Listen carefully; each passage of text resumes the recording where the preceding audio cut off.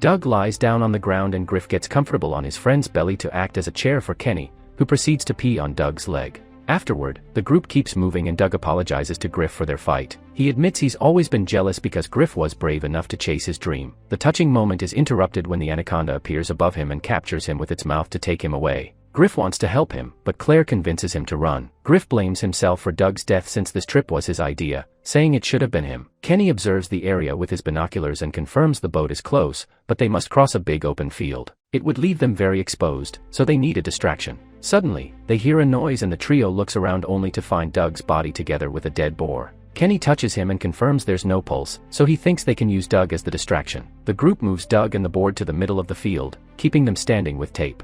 Kenny inserts a dead squirrel in Doug's mouth. The trio then starts running, always keeping an eye out for the anaconda. When the beast finally shows up, they're shocked to see Doug waking up because he's alive after all. The friends yell to warn Doug about the upcoming anaconda, so Doug begins to run with the boar still on his back. The anaconda gets close enough to try to bite him, but Doug dodges it just in time. Soon, the boar wakes up, and Doug has to grab its mouth to stop it from biting him. When the anaconda attacks again, it captures the boar and Doug can keep moving to reunite with his friends. The group runs for a while and doesn't stop until they find a safe area. Griff apologizes to Doug and admits that what matters the most is working with his friends again. By the time night falls, they finally make it to the shore and find the destroyed Sony set. Griff picks up a radio and hears some static before a voice yells behind you.